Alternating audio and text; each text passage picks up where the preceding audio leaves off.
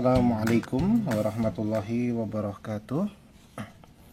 Alhamdulillahilladzi bini'matihi tatimmus sholihat.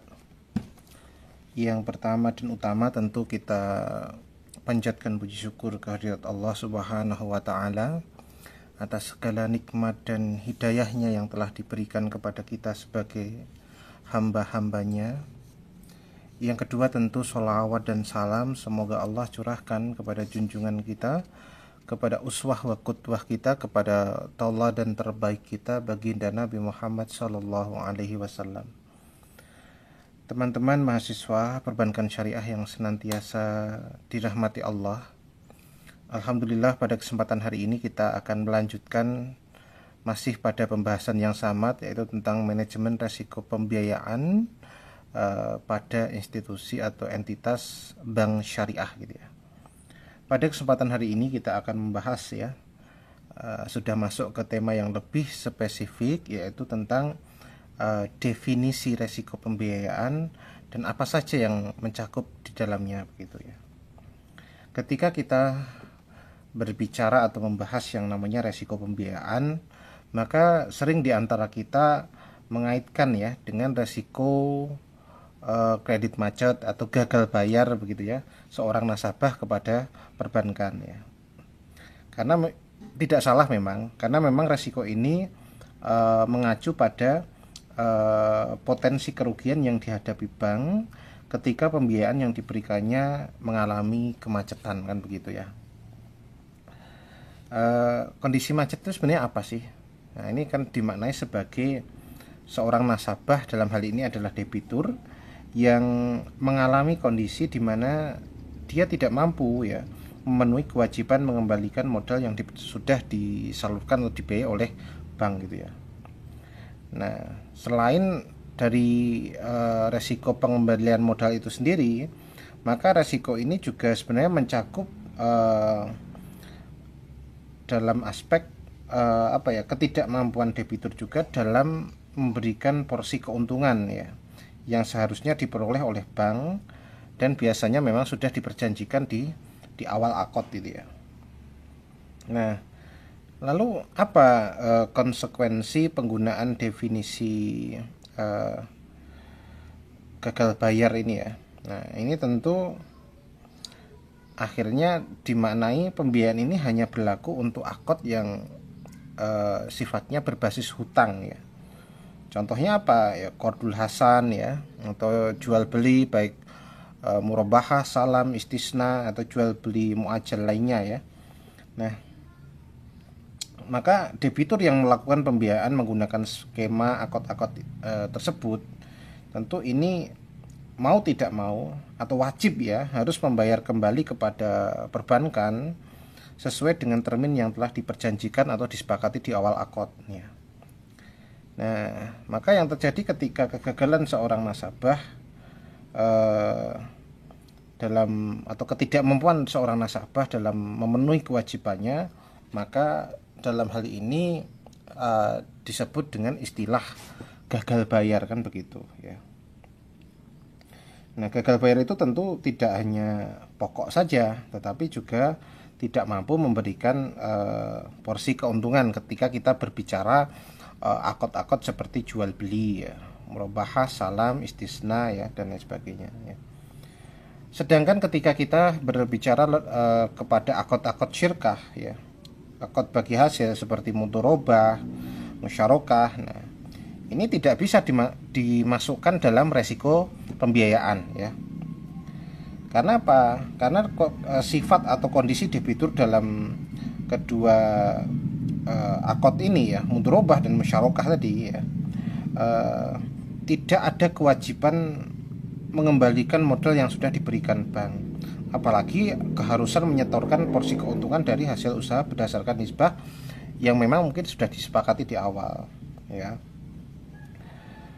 Lalu bagaimana? Maka karena memang awalnya ya yang namanya bagi hasil atau realisasi bagi hasil dan pengembalian modal ya, ini tentu akan hanya bergantung pada kondisi real ya, hasil bisnis yang sudah memang dilakukan debitur. Artinya jika kondisi seorang debitur atau seorang nasabah ini memperoleh keuntungan begitu, maka bank berhak atas keuntungan dan kembalinya modal sebesar 100%. Namun sebaliknya, ketika seorang nasabah ya yang dibiayai dengan akad mudharabah atau musyarakah ya, maka mengalami sebuah yang namanya kegagalan dalam usaha, kegagalan dalam bisnis begitu, maka tidak ada bagi untung, tapi sebaliknya yang ada adalah bagi rugi yang harus ditanggung di bank, yang harus ditanggung oleh bank itu sendiri.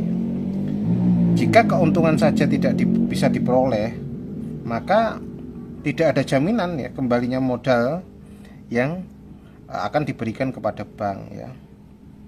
Nah, maka dari itu ketika teman-teman tengok kembali ya regulasi peraturan Bank Indonesia nomor 1323 PBI _ 2011 ya,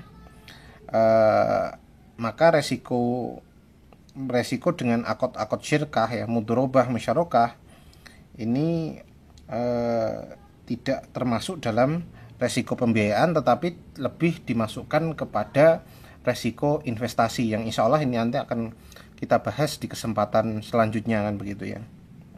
Nah, selain daripada resiko gagal bayar ya, yang sudah saya sampaikan sebelumnya tadi, maka resiko pembiayaan itu kadang juga ada yang menyamakan dengan resiko kredit begitu ya. Karena istilah inilah yang digunakan pada Bank Indonesia ya. Khususnya dalam PBI nomor 1323 atau PBI 2011 ya.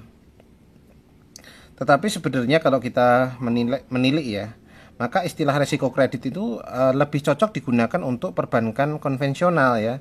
Mengingat skema pembiayaan yang digunakan oleh perbankan konvensional adalah menggunakan konsep kredit ya. Ya seperti bank memberikan sejumlah dana kepada debitur, kemudian meminta pengembalian disertai sejumlah keuntungan yang diperjanjikan, kan seperti itu. Nah, melihat skema yang seperti ini ya tadi ya, maka istilah kredit sebenarnya juga bisa diaplikasikan pada pembiayaan yang dilakukan oleh bank syariah, seperti akad qardul hasan ya, jual beli muajjal, jual beli salam, murabahah dan lain sebagainya ya. Tetapi untuk mudharabah atau musyarakah jelas tidak cocok dengan istilah kredit kan begitu. Kemudian ketika kita melihat ya ciri khas sebuah lembaga dengan label syariah, apalagi lembaga keuangan syariah, tentu kita ketika kita berbicara idealnya sebuah lembaga keuangan syariah, tentu seharusnya ya akad-akad yang harus lebih dominan dikembangkan ini adalah akad-akad yang berbasis syirkah ya. Di samping karena memang ini adalah pembeda ya dengan bank konvensional, jelas ini memang lebih tepat ketika memang ini untuk menjawab tantangan kondisi perekonomian ya, misalnya dalam pendanaan usaha, pengembangan UMKM kan gitu, maka kondisi ini lebih cenderung lebih tepat, lebih ideal begitu. Nah, ketika kita menengok dari istilah-istilah tadi ya, maka tadi sekali lagi resiko pembiayaan ini diibaratkan muncul akibat kegagalan seorang debitur dalam menyelesaikan kewajibannya kepada perbankan ya. Karena memang muncul dari sisi seorang debitur, maka resiko ini juga bisa disebut dengan resiko counterparty risk gitu ya. Tetapi apapun lah istilah yang digunakan, ketika kita memahami konsep resiko pembiayaan pada bank syariah, maka yang harus kita pahami adalah proses bisnis dari skema pembiayaan bank syariah itu sendiri ya. Karena dengan memahami sebuah proses bisnis ya, selain bisa mendefinisikan secara lebih komprehensif, kita juga akan mampu ya mengidentifikasi titik-titik resiko pada setiap tahapan proses dan sekaligus faktor ya pemicu terjadinya resiko tersebut ya. Nah, karena harapan selanjutnya adalah bagaimana pembangunan sistem mitigasi resiko ya yang bisa lebih terarah, lebih tepat sasaran ya, bahasa lainnya terus sistematis ya, dan yang terakhir adalah bersifat holistik kan begitu.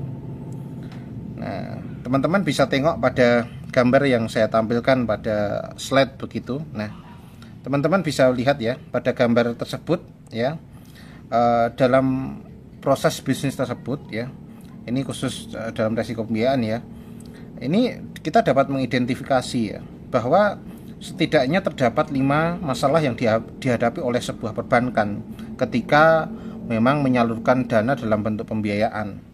Yang pertama adalah masalah ketidakpastian kondisi pasar yang tentu akan mempengaruhi kemampuan debitur dalam mengembalikan dana ya.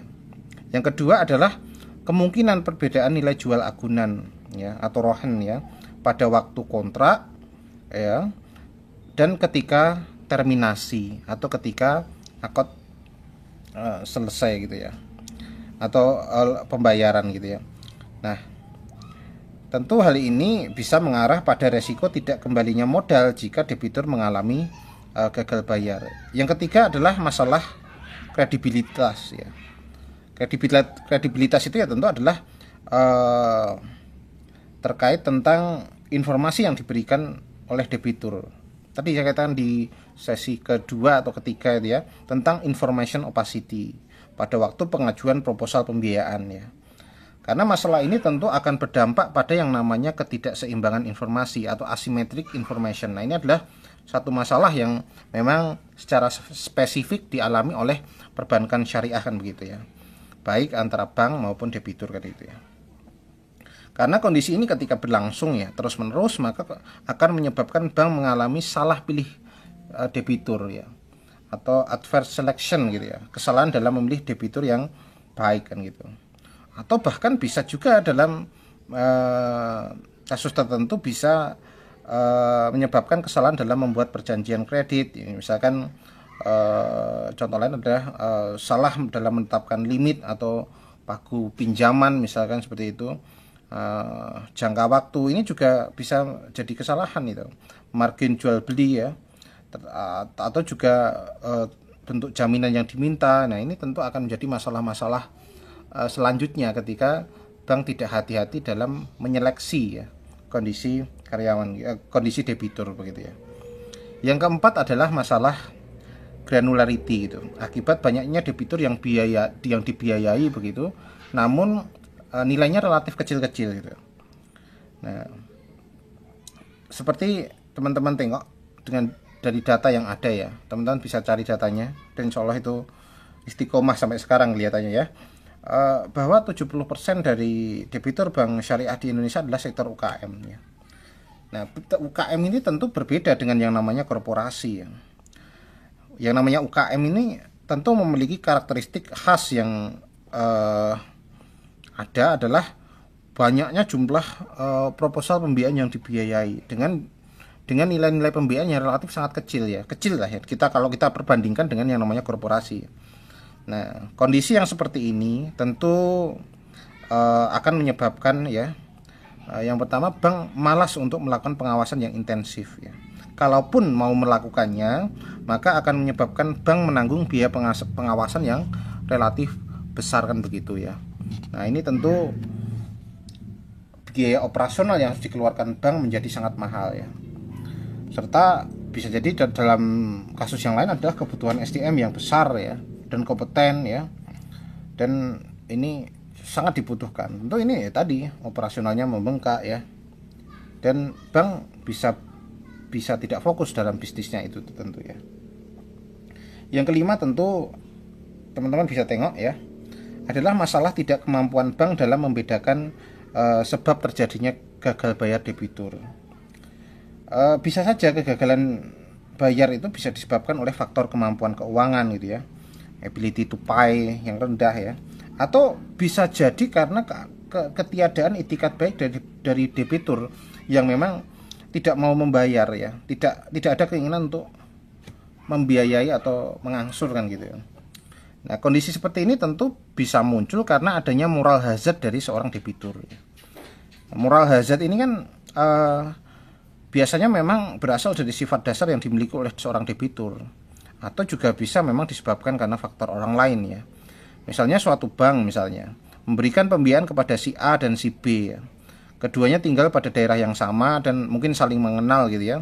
Ketika si A mengalami gagal bayar dan tidak ada tindakan yang tegas dari bank, maka bisa saya pastikan gitu ya, akan memberikan dorongan bagi si B untuk melakukan hal yang sama atau gagal bayar gitu. Walaupun mungkin keadaannya dia mampu ya. Nah, ketika si B ditanya kenapa tidak mau membayar gitu ya, padahal kan Anda mampu gitu ya, maka dia akan menjawab, lah si A juga gagal bayar kan ya, kenapa dia boleh dan saya tidak kan gitu ya. Nah, ini tentu dilema ya. Nah, maka kegagalan bank dalam mendeteksi sebab terjadinya gagal bayar seorang debitur ini akan menyebabkan bank salah dalam menetapkan kebijakan khususnya dalam penyelesaian pembiayaan bermasalah. Karena memang dari dulu tuh resiko yang namanya resiko moral hazard itu yang muncul karena sifat kolektif ini bisa berdampak luar biasa sekali, karena ini akan berdampak seperti resiko sistematis ya, atau resiko konsentrasi portofolio ya. Kalau teman-teman tengok dalam literatur manajemen resiko ya, ini ada istilah yang disebutkan too many to file gitu ya, atau too big to file gitu ya. Maksudnya apa? Ya, ketika portofolio pembiayaan yang dimiliki bank terdiri atas banyak debitur dengan nilai pembiayaan yang hampir sama, di mana masing-masing debitur memungkinkan untuk berkomunikasi dan memiliki tingkat kekohesifan, maksudnya gitu, kekohesifan yang tinggi, maka kasus kegagalan bayar ini, kegagalan bayar salah satu seorang debitur ini bisa memicu kegagalan bayar debitur-debitur yang lain ya. Konsekuensinya apa yang terjadi? Ya, bank mau tidak mau atau terpaksa harus melakukan yang namanya restrukturisasi utang debitur ya. Meskipun konsekuensinya juga harus menanggung sejumlah biaya ya. Karena apa? Karena jika sebuah bank tidak melakukan hal ini, maka bank tentu akan beresiko dan berpotensi untuk mengalami kerugian yang jauh lebih besar. Apa? Ya, hilangnya seluruh modal yang diberikan dalam portofolio tersebut ya. Ini tadi yang saya katakan dengan istilah too many to file atau too big to file ya, terlalu besar untuk gagal gitu ya, terlalu ini kan. Artinya ini bisa dikatakan ketika kita merujuk pada kondisi di mana bank memberikan konsentrasi pembiayaan lebih besar pada sebagian debitur ya. Nah, kalau kondisi tertentu, misalkan seorang debitur dengan nilai pembiayaan yang sangat besar mengalami gagal bayar ya, dan terpaksa harus direstrukturisasi oleh bank, maka tentu akan mendorong debitur-debitur yang lain dengan nilai pembayaran kecil untuk ikut-ikutan mengalami atau setidaknya apa ya, bahasanya melakukan skenario gagal bayar ya, dengan berdalih pada debitur sebelumnya. Nah, nanti tentu ini adalah yang namanya resiko pembiayaan ya. Nah, dari tahapan tersebut ya, teman-teman bisa menengok ya, resiko pembiayaan yang dihadapi oleh bank syariah ini bisa dijumpai atau ditemui pada yang pertama adalah waktu menyeleksi atau penilaian ya, assessment atas proposal pembiayaan yang diajukan debitur. Ini ada yang pertama. Yang kedua, ketika sebuah bank memutuskan menerima atau menolak proposal dari nasabah. Yang ketiga adalah menetapkan kontrak pembiayaan terkait jenis akun yang akan digunakan ya. Misalnya terkait informasi pagu pembiayaan ya, harga, tenor ya. Dan juga jaminan apa yang akan diagunkan gitu ya. Kemudian terakhir adalah resiko pembiayaan bisa muncul pada periode penyelesaian kontrak. Ini juga bisa pada waktu terminasi kontrak ya. Nah, tentu dari setiap tahapan ini ya, dari awal ketika pembiayaan berjalan sampai akhir, ini tentu harus membutuhkan serangkaian kebijakan manajemen risiko dan mekanisme mitigasinya ya, agar berbagai resiko yang dihadapi dapat dikendalikan ya. Karena yang namanya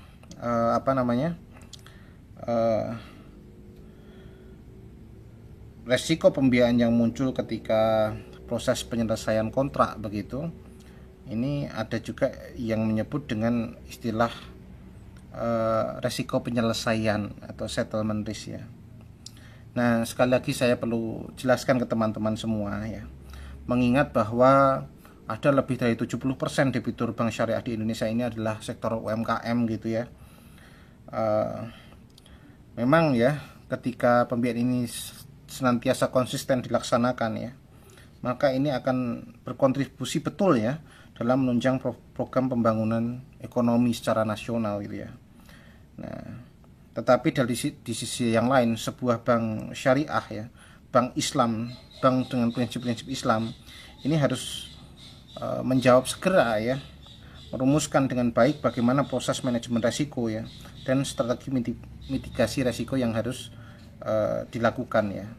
Ya, dari awal bagaimana melaksanakan seleksi yang efektif ya, kemudian proses pengawasan yang efisien ya, kemudian bagaimana kebijakan agunan dan bagaimana penilaiannya ya, dan bisa juga bagaimana kebijakan cut loss ya, melalui strategi istilahnya apa ya, haircut gitu ya, untuk meminimalkan sebuah kerugian akibat gagal bayarnya seorang debitur ya.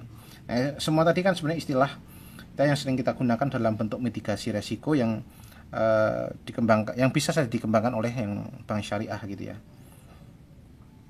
Tetapi pada sisi lain ya, ketika sebuah bank syariah tidak mampu untuk menyediakan sistem manajemen risiko yang andal, atau dengan bahasa lain terlambat melakukannya, maka tentu potensi dan peluang yang ada tidak akan bisa dioptimalkan. Bahkan dalam tempo yang lebih panjang, kondisi ini dapat mengarah pada dua sumbu ekstrim, saya sebutnya seperti itu, yaitu terganggunya keberlangsungan sebuah bisnis perbankan itu sendiri ya. Yang kedua adalah resiko matinya UMKM jika bank syariah memilih untuk keluar dari komposisi debitur yang saat ini ya, atau memilih korporasi yang secara teoritis lebih rendah resikonya. Nah, mungkin pada kesempatan hari ini saya cukupkan. Terima kasih atas atensi dan perhatian teman-teman. Maka akhir kata dari saya, mohon maaf atas kesalahan dalam lisan dan laku. Akhir kata, wassalamualaikum warahmatullahi wabarakatuh.